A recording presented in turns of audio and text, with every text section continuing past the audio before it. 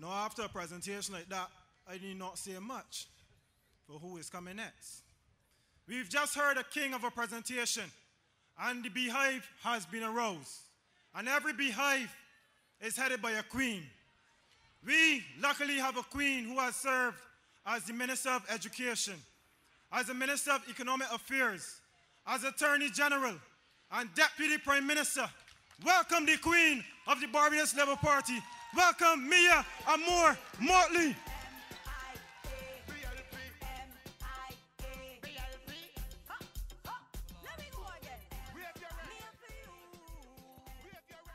They don't want me to talk to you up front tonight. Good night, good night, good night. You know I was not on the card tonight, advertised. But I could not let this meeting go by without coming to add my voice for Margot Durant calendar. And I only have a few minutes because I have to go to Deacons. But I want to talk to you tonight about what it is to have a representative who is going to put you first and not the interests of other people, other things, and themselves. You know, when Stephen Lashley came down here, most of you wouldn't have known him. And many of you would have given him a chance because the Democratic Labour Party had a platform for change. And you would have thought that as a member of parliament, he would have sought to endear himself to you and to put your interests first. But in the last few years in parliament, I have not heard his voice on the things that matter most to you. I haven't heard his voice on the things that are causing you gripe and an inability to sleep when the night comes. And far from that, when he does speak, I hear him being referred to by others. I wouldn't know how he got the name of Little Hitler, but I can only assume it is because he likes to give orders. But if he had come and spoken to you here in these housing units and in the surrounding areas about the fact that your light bill has just gone through the roof, and that there are many people in Barbados today now who have to choose which bill should I pay this month, that there are many households that are not getting a yin or a yang when the month come in terms of pay. And I got here tonight to hear the former Prime Minister, our leader, speak about an economy for young people. And that is the responsibility of your representative as Minister of Youth Affairs. And I can speak to it because I had the privilege of establishing the Ministry of Youth Affairs in this country in 1995. And we made a conscious decision that we had to reach people where people were. That's why we set up the youth commissioners, to be the eyes and the ears and the hands and the feet of government, to come into the alleys, come into the housing areas, come into the country, and try and find people who were deserving of training. And we left a budget there of over $6 million a year that used to be spent in training of young people all across this country, in sports, in culture. I have young ladies in my constituency, never touched a volleyball before, ended up playing for Barbados and ended up getting a scholarship to go to the United States of America and is now a secondary school teacher in this country. That's what those training programs did for youngsters. And what did we have instead? Not only did they cut the money, but the $5 million that they then spent instead of the 6 went now towards summer camps. Now, I don't mind anybody having a summer camp because the little children need somewhere to go. But in God's conscience, could you justify $4.5 million going in catering in 6 weeks to children. In circumstances where you know children's appetite is not the same as adults. And in circumstances you know that the majority of that 4.5 million was not to buy groceries, but was to go into the hands of a few people. And in circumstances where you know that all decisions as to who is to get into a program and benefit and participate, if I am to listen to the youth commissioners complaining that they would send up recommendations. Remember what I told you I formed the youth commissioners? To be the eyes and the ears, the hands and the feet. Because they're the ones moving around you. They're the ones who know who really in need. They're the ones who know who got the interest to want to benefit from the training, whether it's a little backhoe training, whether it is video training that we introduce, and film editing, or small engine repair, or hospitality studies, so they could go down on the coast and get a little job in a hotel. And instead, youth commissioners are complaining that every recommendation they sent up had to be approved by the minister. Now, that speaks to me about somebody who is more interested in their survival and people attributing to them congratulations for getting me in something, rather than facilitating in government a range of programs for people from all over who have an interest. And I am deeply concerned because, you know, I have been in politics for 20 years. I just come from canvassing Boys Village this evening. I have never asked a constituent if they are B, D, G, or F. Never. Not interested. And if I am the representative, I am the representative of all. And if I am the minister, I am the minister to do the government's duty. And you don't mix the minister's job with the representative's job, because sometimes the two don't, is like oil and water. And it deeply concerns me that we have seen a politicization, particularly in youth affairs and culture. If you talk to any of the artists, the same thing. And if you doubt me about my approach to things, I held a football tournament, as Wayne Arthur said tonight, the Line Pelican tournament. I didn't go about and look for 10 owners that were Bs. We all know that up in here. I give B, D, G, F chance to own a team. John Wayne standing up over there. He and others own Firehouse. I didn't go to Goddard's. I didn't go to BS&T. I didn't go to Neela Massey. I went and looked for men who had a track record. I came for Terry Seeley, TS Strikers. And I can go on and on about people who got involved. Because what was important is not how people vote, but it's the interest in the sport and the willingness to make opportunities for young people who have a little bit of talent. And why should we be inspired in this country? Because we know what it is to have world champions. We know what it is for a man to walk with his collar up and inspire a whole, in fact, more than one generation of cricketers across the entire world. And his name is the Right Excellent Sir Garfield Sobers. We know what it is. And in my view, he has not gotten his true due, especially under this government, for Suki King. You know what it is to beat every single last person living on this earth? And that is what Suki King has done. And he walking about begging to get support.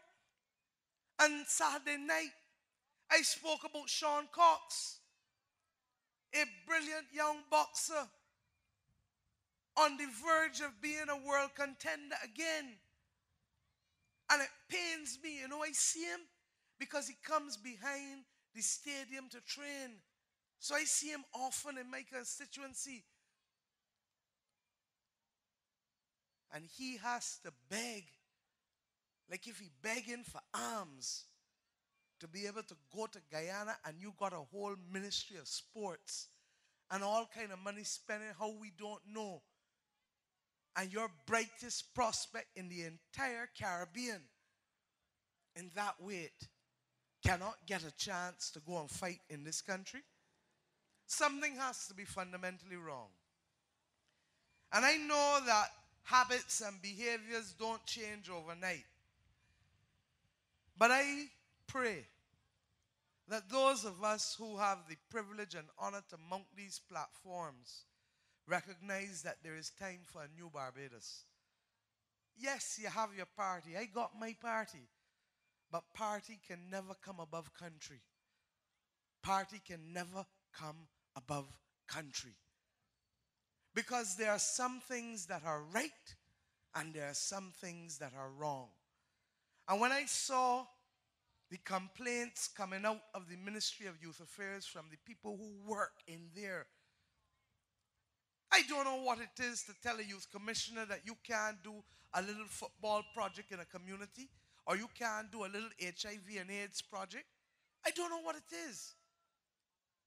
And if I am on that topic, I must, of necessity, talk about the development of national organizations. Because just above the road, Ronald Jones had the privilege of being the president of the Barbados Football Association for 6 years. And I ask you, what do we have to show for his stewardship there? Has Barbados been able to show a difference? And you know why he started the football tournament? And I'm talking about it because this is the only community that two owners come out of that live within a square mile. That's why I'm talking about it tonight. You know what? And why I did it in September to December? Because in the economy of Barbados, the quarter that has the least economic activity is September, October, November. And things will pick back up in December because of the Christmas trade and because of the winter season starting again. But you see September, you see October, and you see November. Ask anybody. Hotels close down to do what? Refurbishment. Jobs drop off. And if I could help mobilize money in this country, not from government, I wasn't the Minister of Sports. I didn't make no money from it yet. But I knew what it was to have people in my constituency come in, not even being able, a fella, to buy a pack of diapers for his child, not because he don't want to do it, but because the construction trade fall off so much that he can't pick a day's work here or a day's work there or a day's work there.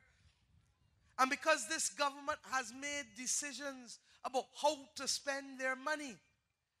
So you will get them wanting to spend $600,000 on an Alexandra School inquiry to repeat an investigation that was already completed, that was sitting on Minister Jones' desk for 10 months, for which he made no decision, but would not spend the money to be able to build a platform for the many young people to at least get something that can keep the home together, to buy some diapers, to buy some food, to pay a light bill.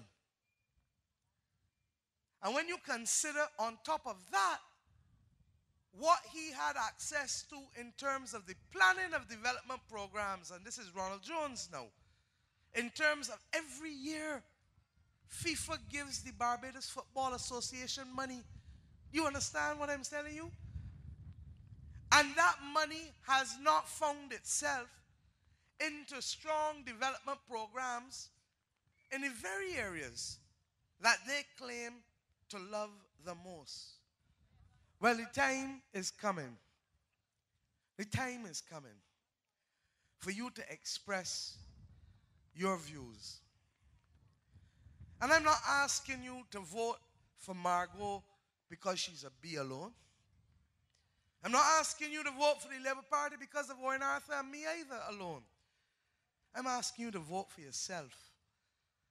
I'm asking you to put yourself first in this election and to recognize that there is only one way you can vote if you ask yourself the question, has this government been faithful to putting the interests of the people first and to building up Barbados?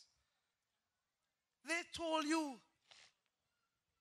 cost of living 1, cost of living 2, cost of living 3. And the only thing that happened is that cost of living went up by 33%. And your wages, those of you who work in the public service, you have a 10% increase. So that is effectively a wage cut without calling it a wage cut. Because prices have grown 3 times the rate at which your salary has grown. And when you add to the fact that in some instances, especially by 2011 and 2012, businesses that kept on employees initially start giving them what? A 3-day, a 2-day, a 4-day. And by last year, the very same businesses don't have the money coming in, and some of them have just simply been closing down. You hear me talk about Ammon? I ain't talk about Sandy Beach up here. I ain't talk about Peaches and, what's it called, Peaches and Quiet? Loveridge's Hotel. And you can go on this course especially and count the number of guest houses and hotels that have closed. And that is if you're working. But if, God forbid, you're a pensioner, your pensioner has not gone up by 33%. Hasn't. And then on top of the food and the light bill that gone up more than 65%, you have now to go and pay for medication unless you want to stand in a pharmacy for 3 hours and 4 hours and 5 hours. And the minister went at St. Leonard's School, the Minister of Health, last year in March, I believe, and he made a promise that this government would review the situation, particularly for those pensioners who were poor, which means that he accepted that it was a hardship. And yet, tonight, not a cent has been waived off of the requirement for those pensioners, particularly who cannot and do not have any room at all to do anything. And if you think it is only poor pensioners suffering, what about the ones who got a piece of change in Clico? Prime Minister said when I brought the no confidence motion, I came up here in Oistins and I announced the no confidence motion in the car park there by Supercenter. I don't know how many of you recall. In February 2009, we are now in February 2013. There was a lady who called me from Chancery Lane. She said, look, my husband died. And he had policies as well as EFPAs, the Executive Flexible Premium Annuity, in Clico. I have had to sell one house because we used to live off of the interest. The interest no longer coming in. I haven't sold one house. I had to pay down some other debts because of his death. So I was left with next kin to nothing. No money from the sale and no interest coming in from the EFPS. This is a woman who was 77 years old. Where's she going to go and work? where she gonna go and work? You understand what I'm telling you? No children. No children that she could call on and say, bring a food for me. Help me with it like bill. And we have reduced people to genteel poverty and not so genteel poverty in this country. Why? Because people are frightened to take a decision. I said from then that in Clico's case, the Lord has not provided us with the power to determine that a man should live forever. And therefore, if you have people who are 65 and over, there is a greater chance that one, they will need the income because they're not working, and two, that they are more likely to become sick at some point soon than a fellow who is 35 or 40. Carve out the pensioners. Take the assets that match the amount of money that you need to deal with those pensioners and put it in a special company. Even as you try to get to the bottom of it. You heard Owen Arthur last night in Bay Street talk about Coleridge Pilgrim. And Coleridge Pilgrim at 90 years old, his last letter to the public of Barbados was in the Nation newspaper complaining about how he could not get his money 3 years on. But this motion was to be punished with laughter. People sell policies when the supervisor of insurance said, don't turn a brush, you're not to sell again. And if you come up here now or go up on Maxwell or Dover Beach and sell without licenses, what the police going to want to do with you? Lock you up. And you got a company and a man that sell almost over 2,400 policies from August 2009 to February 2010. And today, not a charge has been brought. You could get vexed with Adam Niger when he tell you there's 2 Barbadoses. You could get vexed with it. So tonight, we are here because we have 2 good people up on the hill. And then we got Wilfred and Jerome and Maria down so. And I'm speaking for all 5 tonight. Because the people of Christ Church, you know, the Dems feel that they can count on y'all. And that y'all will not abandon them. Because they have 5 ministers, 4 ministers up here. But the question is, what have the ministers done to change the quality of your life for the better? I know what they do to change it for the worse. And the time has come for the people of Christ Church to rise up. We are going to treat all with equality and decency. We're going to treat all. Those from the block to the housing area, to the middle class developments, to the ones who got the hotels employing people. Because every one of you deserves a chance. And for each one of you, Barbados is not working under Frondel Stewart and the Democratic Labour Party.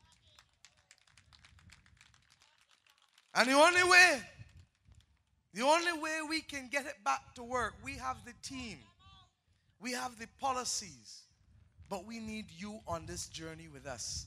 And the word must go forth tonight from this spot that the people of Christ Church will not be taken for granted. Will not be taken for granted. And that we accept that even those who we bring to you tonight have a responsibility to work every day to earn your trust. I told you I was where tonight canvassing? In Bournes Village. My seat is not a safe seat, but I win it good. I get 70, 80% of the vote. But where am I? Every Saturday, there are people here who will tell you, you can find me in Bush Hall every single Saturday. Some come to see me and some come, yes, darling, for the pudding and sauce. And if you're like me, trying to lose a little weight recently, sauce alone with a little cucumber, a little pickle. But the point is that I go there. Because even after being in that constituency since 1989, I do not believe that I got anything wrap up or make up. Because I accept that you, the people, have the ultimate say. And if a husband and wife can break up, why can't an MP and a constituent break up? But you didn't take no oath for better or worse. You didn't take no oath in health or sickness. I don't know the oath too good because I never get married. But you understand where I'm coming from. That people must earn your trust. And I am not satisfied that either Ronald Jones or Stephen Lashley have earned the trust of the people of either Christchurch East Central or Christchurch West Central. Some may tell you among your friends that they don't know them, that they're new. But the only way you can get to know somebody is by giving them a chance. And when you go for a job, they ask you for a recommendation because they might not know you too. But when you give them the little recommendation, what they say, but if so-and-so say that you work with them and you work good, we can give you the chance. Well, tonight you saw Owen Arthur and myself on this platform with Margot during calendar telling you she is a good woman. She cares about people. Give her a chance. Let her be your voice in the Parliament of Barbados. And while Desmond may have spoken early, I got to tell you a little secret now. The reason my voice hoarse is because Desmond was down working with me in my office, me helping him out till 5 o'clock in the morning, Saturday morning. So I ain't getting to sleep. So he owed me a voice. But the reason I did it is because I believe in him. I believe in him. He may not shout from the mountaintops like Jones, and he certainly ain't going to tell the public servants that they need to get out the way and this and that and blah. Throwing off his hands, you answered it, not me. You understand what I'm saying? He may not be that kind of man, but you know something? Apple don't fall from a pear tree. You knew Duncan Carter? Duncan Carter was my colleague. And you could not want a more humble, decent man than him. When he spoke on these platforms here, he wasn't a big lot to speak up on the platform. But when he was on the ground, he helped people. He helped people in his small things. He carried you for a bottle of gas. He dropped you for medication. He carried you to the grocery. He helped people with the wells. He helped people with the roads. He helped people get little piece of loans sorted out. He made a difference to people's lives. And God bless his soul. I know that he would be proud tonight seeing his son on a Barbados Labour Party platform and knowing that he has the chance to become the Member of Parliament for Christchurch East Central in this country. Good night, ladies and gentlemen. I have to go. I didn't plan to speak. I wasn't down. But God bless you and give me, please, Margot on the right and Desmond on the left. Good night.